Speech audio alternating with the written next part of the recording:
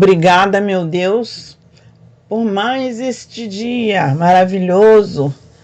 Obrigada pela minha vida, obrigada pela minha saúde, pela saúde do irmão André, pela saúde de cada abençoado. Eu agradeço hoje com muita fé, muita alegria no Senhor, porque só o Senhor pode nos dar esta alegria em meio a tantas situações estranhas. Mas o Senhor é o nosso Pai, é o nosso Rei, é o único pastor das nossas vidas. Por isso eu declaro cada abençoado que já estão em linha com a graça de nosso Senhor Jesus Cristo e aqueles que já estão chegando, que o Senhor já preparou para ouvir esta palavra que liberta através do irmão André, este que está ministrando a palavra da graça, do amor e graça, esta palavra. E estamos levando essa palavra para cada abençoado e eles também, pela fé em Cristo Jesus nosso Senhor, estão compreendendo e passarão adiante. Graças, Senhor. Abençoados de Deus, estamos aí de volta, né? Esse é a parte final do estudo que estávamos fazendo. Cadê Satanás, a criatura? Uma ótima terça-feira para todos vocês. Eu prometi nessa terça-feira esse estudo. Durante a semana não coloquei muitos vídeos, alguns problemas aqui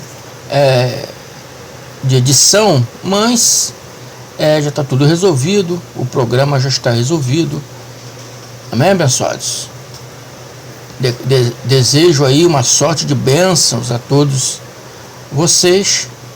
Esse é o quarto e último estudo, onde estávamos caçando a famosa criatura Satanás, que o sistema religioso afirma existir. Mas até agora ainda não achamos. Será que nesse último estudo encontraremos? Se você acompanhou desde o princípio, está entendendo o que eu estou querendo dizer? Se você não acompanhou, eu peço, vá lá, acompanha desde a primeira parte. É edificante espiritualmente. Tendo esse conhecimento, ninguém mais poderá te enganar. E o objetivo do MNGP é ensinar, alertar, mostrar às pessoas a verdade para que elas não venham mais a ser manipuladas pelo engano, pelo erro, pela falácia religiosa, pelas mentiras. Amém? Esse é o MNGP, eu sou o irmão André. E o título desse estudo é Cadê Satanás, a criatura, parte final. Declaramento de Cristo em todos nós para entendermos as revelações do nosso Deus e Pai no Cristo glorificado, assim seja. Abençoados, o sistema religioso é um sistema supersticioso. Isso vem de longe. Os judeus eram assim desde os tempos antigos, quando foram cativos pelos babilônicos, pelos persas. Eles se misturaram com as crenças desses povos. Uma dessas crenças, a persa, chamada zoroatrismo, criada pelo um profeta persa chamado Zaratustra. Esse profeta Zaratustra, ele acreditava na dualidade do bem e mal, onde dois deuses se gladiavam entre si, um oposto do outro, um mal e um bem, um Deus bondoso e um Deus maléfico. E essa crença influenciaram a cultura judaica, mais tarde a cultura cristã, e até os dias de hoje, né? Muitos creem nessa dualidade, transformando na Septuaginta o Satã hebraico, que representa o mal, porque é opositor, é acusador, né? Então ele representa o mal, tudo que é mal em uma pessoa. Não é uma criatura maligna, espiritual, que o sistema religioso conta, não. Não. Isso que o sistema religioso crê vem de influências do passado, antigo, bem antigo, daqueles judeus que foram cativos por várias culturas que acreditavam nessa dualidade. Moisés sempre falou: Deus é um. Os profetas falam: Deus é um. Mas as pessoas não dão ouvido às palavras, eles dão ouvido ao que o povo em geral diz.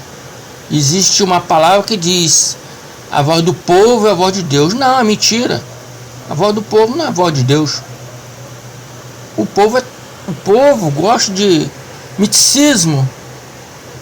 O povo é todo supersticioso, né? Então não é a voz de Deus, não tem nada a ver com a voz de Deus. Então quando criaram a Septuaginta, que é a tradução do hebraico para o grego, o Satã hebraico, que representa o mal, o opositor, né, o acusador, que no grego veio a ser diabo, é o mesmo significado que um tem, o outro tem. Só que no hebraico é Satã, no grego é diabo. Amém? Então, quando foi feita a tradução para o grego, incluíram o deus do mal lá dos persas como Satã, ou diabo, que se fosse no Novo Testamento era diabo, e o Deus do bem colocaram como o Deus criador, o Deus dos israelitas. Então, abençoados, esse é o nosso estudo de hoje. É sobre isso que falaremos hoje. Aguarde aí, voltarei já já. Um minuto aí para os nossos colaboradores. Volto já.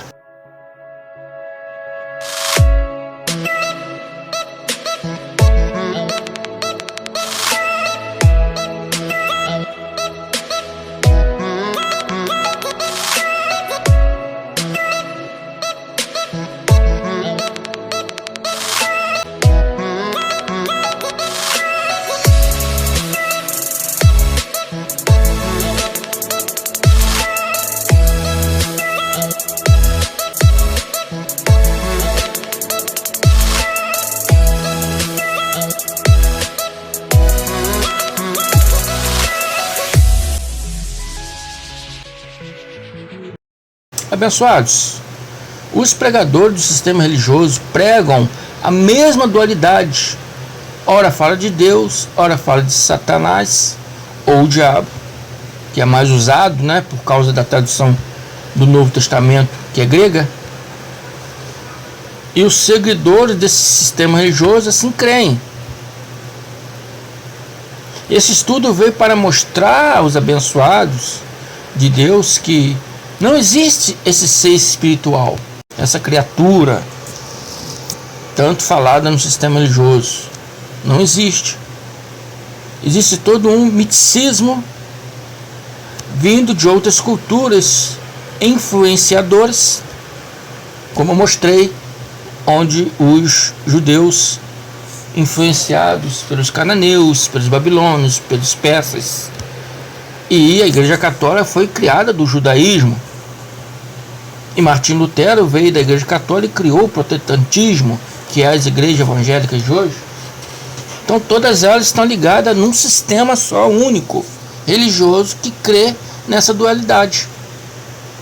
Mas, abençoados, vamos ver o que a Bíblia nos fala sobre isso.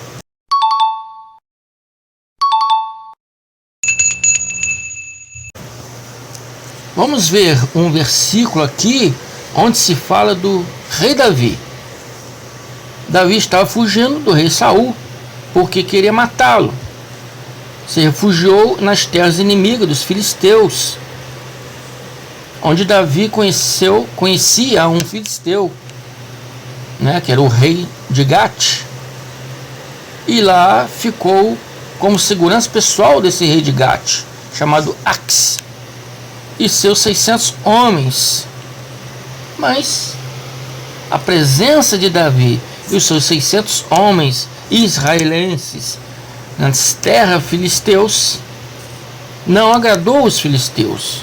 Em 1 Samuel 29:4 começa a história assim: contudo, os príncipes filisteus se iraram contra Ax.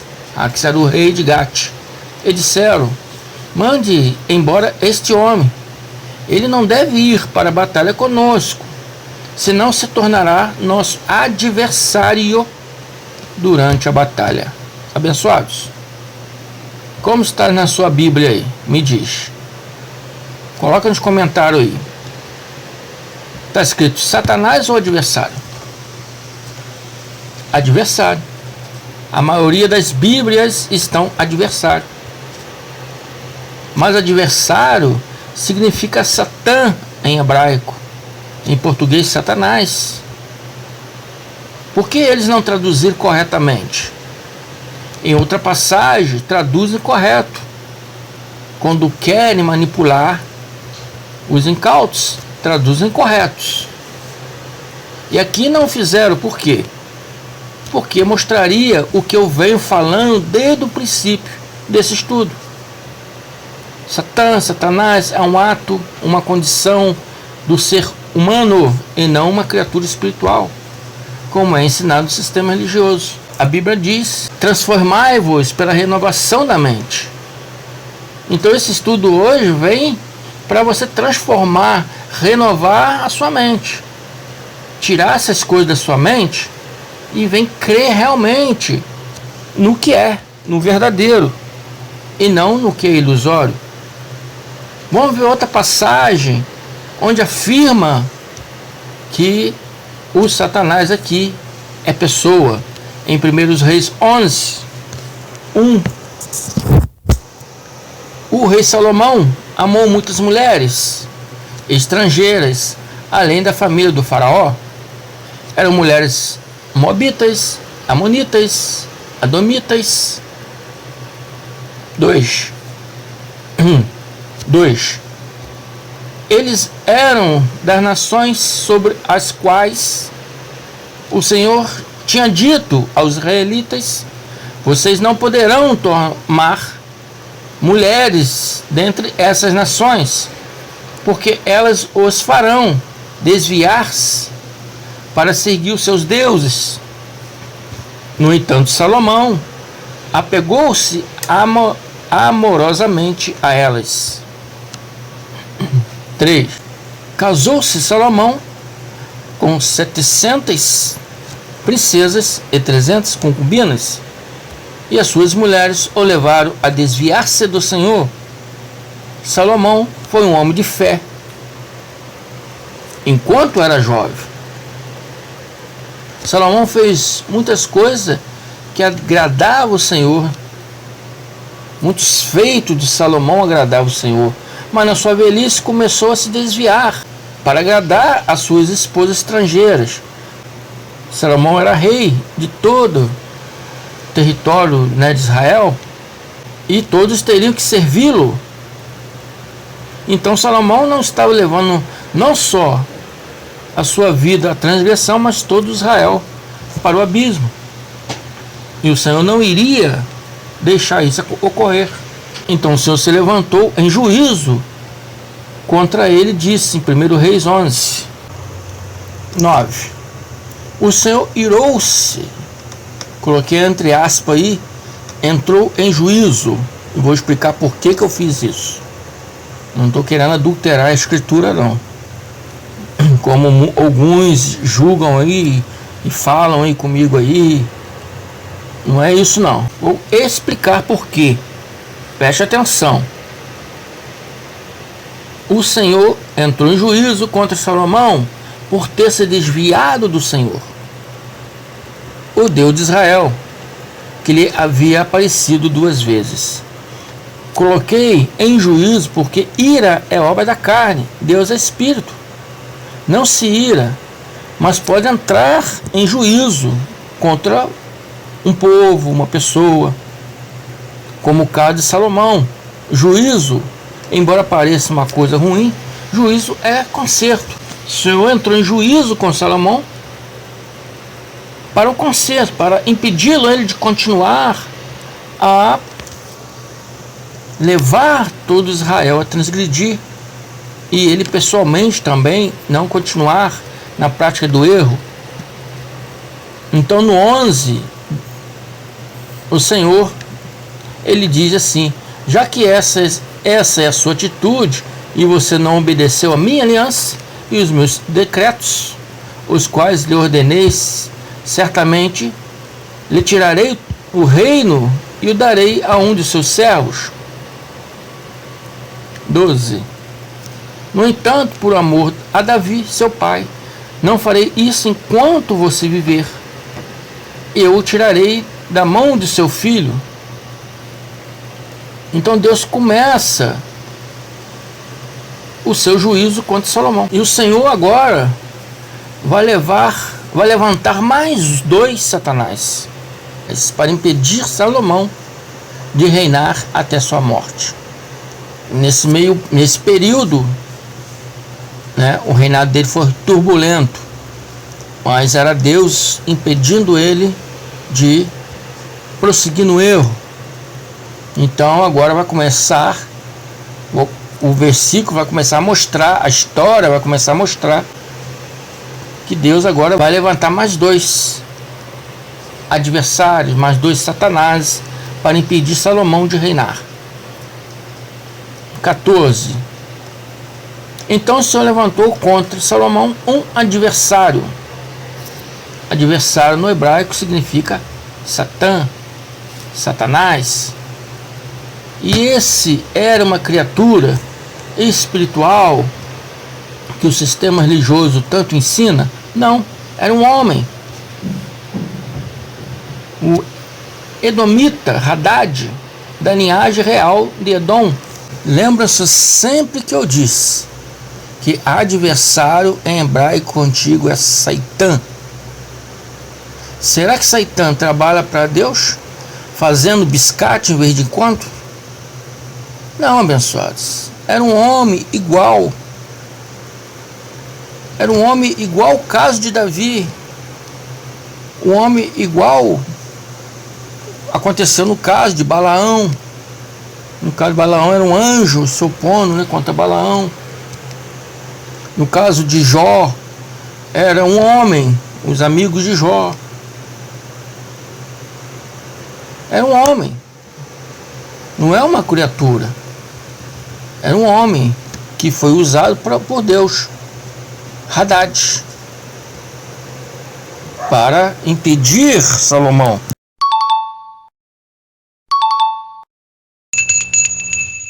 Agora Deus vai levantar um outro Satanás, um outro adversário, um outro opositor, um outro inimigo contra Salomão. No 23. E Deus fez um outro adversário levantar-se contra Salomão.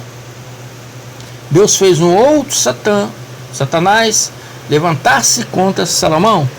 Um outro inimigo, um outro opositor.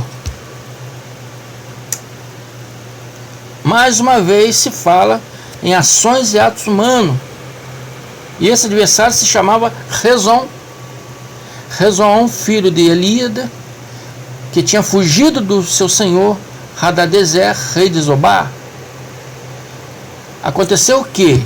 24. Quando Davi destruiu o exército de Zobá, Rezon reuniu-se alguns homens e tornou-se líder de um bando de rebeldes.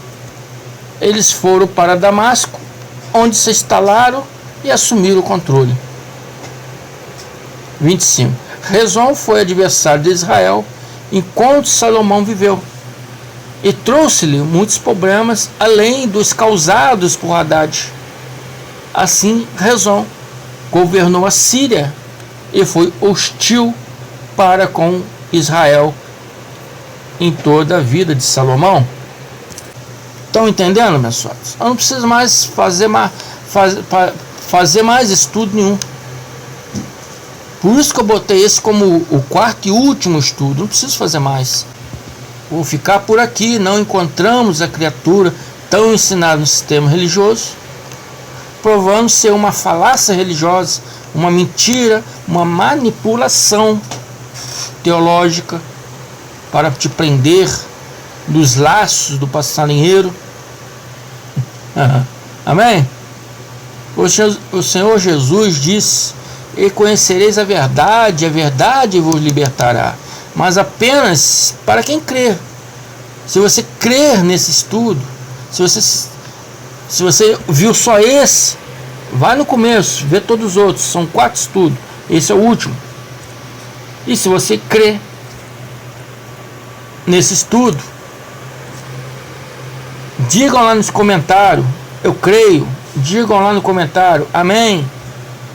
Não precisa ter vergonha não, abençoado. Amém, abençoados? Até mais. Fico por aqui. Graça e paz.